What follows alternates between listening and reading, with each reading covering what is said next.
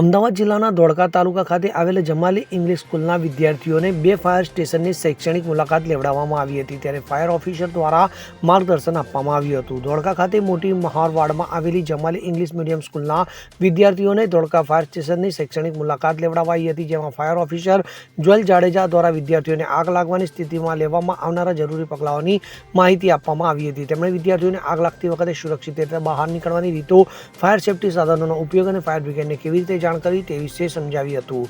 તો સાથે સાથે ધોળકા ફાયર બ્રિગેડ કેવી રીતે કામ કરે છે તેની પણ ઊંડાણપૂર્વક માહિતી આપવામાં આવી હતી.